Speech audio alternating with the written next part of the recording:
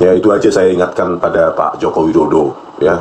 Jujur itu enak tidurnya, kan Pak Joko Widodo. Anda mungkin satu-satunya presiden di dunia ini, ya, yang tidak berani menunjukkan ijazahnya, ijazah aslinya kepada publik. Satu-satunya yang pengecut, ya. Pak Jokowi, ya udahlah Pak, mengaku saja. Apa sih susahnya? Susah ya Pak. Di posisi Anda susah ya, sudah terlanjur ya, bagaimanapun ya memang harus ada pertanggungjawaban hukum Pak, ya harus ada pertanggungjawaban hukum. Jadi rakyat Indonesia itu ya tidak mau ya orang yang skripsinya abal-abal bisa jadi presiden, ya. Kalau skripsi palsu, ijazah pasti confirm 11.000 triliun % palsu. Ya jujur itu simple ya, sangat sederhana. Jujur itu tidak berkelit, berterus terang. Ya itu aja saya ingatkan pada Pak Joko Widodo, ya. Jujur itu enak tidurnya, kan Pak Joko Widodo. Bagaimana Pak? Kenapa ijazahnya itu tidak mau ditunjukkan, ya? Anda presiden 10 tahun, ya. Anda mungkin satu-satunya presiden di dunia ini, ya, yang tidak berani menunjukkan ijazahnya, ijazah aslinya kepada publik. Satu-satunya yang pengecut, ya. Di dunia ini tidak ada presiden yang diminta tunjukkan pada rakyatnya, ini loh saya lulusan alumni UGM, ya, sarjana Fakultas Kehutanan UGM, ini dia, nah uji semua, terserah kalian asal jangan hilang ya, gitu, karena sudah nanti mencetak yang baru, kan begitu. Ini kok menghindar ya, dalil-dalil kolok, ya, dalil-dalil yang hanya orang hukum itu. Anda kan orang Fakultas Kehutanan katanya. Ya, jangan pakai dalil-dalil hukum. Siapa yang mendalilkan itu yang yang membuktikan. Inilah makanya saya bilang jujur itu simple, sederhana, berterus terang, tidak berkelit, menghindar. Parah. Padahal Anda kan sendiri 10 tahun jadi presiden. Sekarang pun penerima uang rakyatnya Anda kan, ya Pak Joko Widodo. Anda kan penerima 30 juta per bulan pensiun Anda. Itu semua dari keringat rakyat. Belum lagi Anda mendapatkan Alphard, ya Toyota Alphard, rumah dinas mewah, itu semua dari rakyat. Kenapa nggak bisa berterima kasih sedikit kepada rakyat? Nih dah, gitu silakan uji apa terserah, uji tinta, uji karbon, uji teknologi. Kan gampang begitu loh Pak, seorang negarawan. Ya tentu orang akan semakin bertanya-tanya kan, semakin percaya pada analisa saya, karena Anda menghindar gitu loh. Kalau memang serius, ya tuntut saya gitu loh, biar kita uji semua dan Anda pun dihadirkan di sidang. Kapan Anda KKN? Kapan Anda ujian skripsi? Siapa dosen penguji Anda? Gitu loh. Apa isi skripsi Anda? Kan gitu. Terutama itu KKN. Di mana Anda kos kalau di Jogja? Apakah PP dari Jogja Solo? Kan capek. Gitu loh. Ya, berikutnya fitnah murahan kata Anda. Fitnah murahan yang diulang berkali-kali, diulang-ulang gitu ya. Anda yang berkelit berulang-ulang. Gitu loh. Anda yang berkelit menghindar berulang-ulang. Makanya kasus ini tidak selesai menjadi sejarah kelam rakyat Indonesia, bangsa Indonesia. Masa ada ya seorang presiden 10 tahun itu tidak berani menunjukkan ijazahnya, itu satu-satunya itu di dunia itu. Ya, kenapa Anda pengecut? Gitu. Tunjukkan saja gitu loh. Apa susahnya kalau punya? Kan kalau tidak punya berikan alasan banjir atau segala macam bencana alam atau apa kan? Ya. Selalu saya bilang itu, dari manalah teknologi 1985 bisa mencetak ya, teknologi hardware maupun software bisa mencetak lembar pengesahan tahun 1985. Ya. Ini kan ketidaksesuaian teknologi tahun 1985 sudah final ini, gitu loh. Kecuali Anda bisa menjelaskan saya dulu pergi ke offset terkenal yang namanya di Jakarta, bla bla bla, sehingga membuat cantik ini untuk kenang-kenangan gitu. Oke, gitu loh. Tetapi tetap aja harus diuji gitu loh. Ya, usia tinta, ya jenis tinta, uji tanda tangan, kesesuaian, ya, usia kertas dan lain-lain, gitu loh. Jadi ya, semakin Anda menghindar, maka saya dianggap masyarakat semakin benar, gitu loh. Karena ya tidak ada memang teknologi semacam ini tahun 1985 kita perhatikan. Kemarin sudah saya tunjukkan dari UI Yogyakarta ya, tahun 1988 saja lembar pengesahan. Masih teknologi apa ini? Ketik manual begini dan lengkap, ada pengujinya, ada tanda tangan pembimbingnya, ada apanya pengesahannya, semua ditandatangani dan tanggalnya, tanggal pengujiannya, gitu loh. Ya, juga begitu di UNS Solo. Ini dapat saya kiriman ya dari teman. Nah inilah masih mesin ketik di UNS Solo tahun 1985. Gitu. Itulah teknologi yang ada zaman itu. Maksimum ya dot matrix Pak Joko Widodo. Jadi ini bukan fitnah murahan Pak, ini tuduhan serius kepada Anda gitu loh. Tanggapi dengan serius gitu loh. Suruh ahli-ahli hukumnya untuk menuntut saya, UGM untuk menuntut saya gitu loh Pak. Biar ini menjadi apa? Peperangan ilmiah gitu loh. Kita uji secara ilmiah. Saya siap masuk penjara. Apakah Anda siap masuk penjara? Dipermalukan seluruh dunia. Kan gitu. Itu Pak, gitu loh Pak Joko Widodo. Coba kita perhatikan ini ya. Punya Anda kan? Ini tanggalnya pun tidak ada, ya, tanggal dipertahankan tidak ada dosen pengujinya. Anda pasti nggak tahu dosen pengujinya, ya. Langsung tiba-tiba ditandatangan di dekan, tiba-tiba ditandatangan di dekan tanpa ada dosen penguji, gitu loh Pak. Bagi saya, ya, saya dosen puluhan tahun Pak Joko Widodo, ya.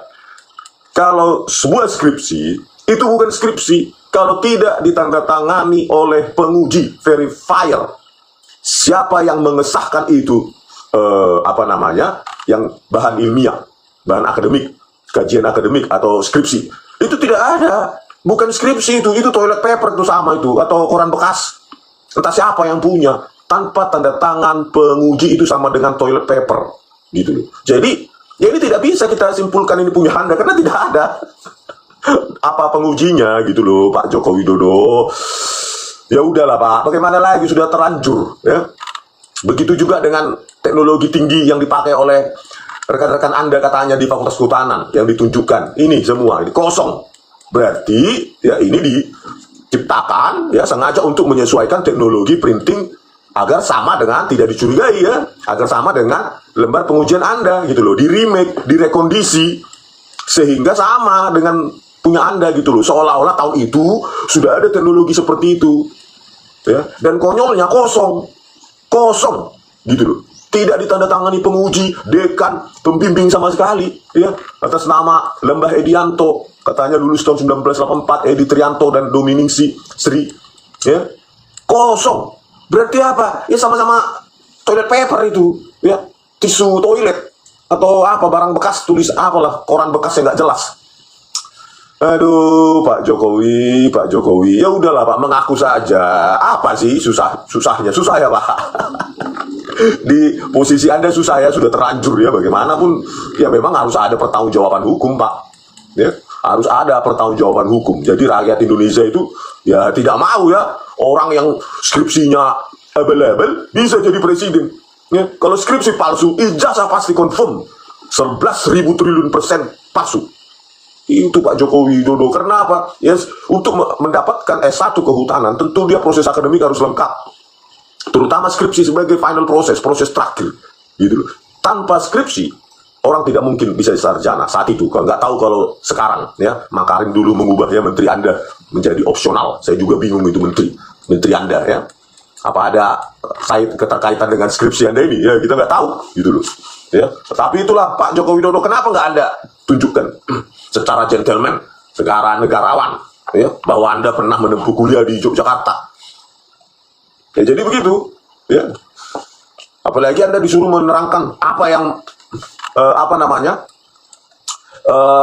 bagaimana Anda mencetak lembar pengesahan ini zaman itu.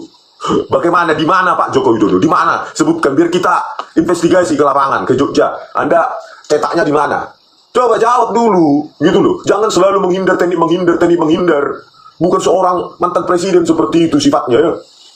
Biar kita investigasi. Misalnya Anda mengatakan di Prima, di Sanur, atau di mana Perdana, biar kita periksa gitu loh teknologi saat itu, gitu loh. Ya, alasannya kan selalu berpindah, kemarin ke Prima, sekarang ke Perdana, katanya komentator, tak segala macam. Ya kita perlu dengar dari mulut Anda sendiri, gitu loh Pak Joko Widodo. Di mana Anda membuat ini? Ini skrip apa ini, lembar pengesahan ini punya Anda kan? Ya, diakui oleh dekan ya Pak Sigit Sunarta, ini punya Anda. Gitu loh. Coba jelaskan di mana Anda mencetak ini, pakai teknologi apa? Ya kalau nggak tahu sebutkan saja di mana itu percetakan itu. Gitu loh Pak. Kalau nggak ya udah minta maaf aja. Ya udah itu skripsi saya palsu. Ya, saya tidak mau lagi dikait-kaitkan dengan skripsi itu. Kan begitu aja. Ya daripada Anda mengandalkan dekan lah, ya, rektor UGM lah, teman-teman alumni lah. Itu kan nggak bener. Nyediakan belum tentu, itu kan adik angkatan Anda ya.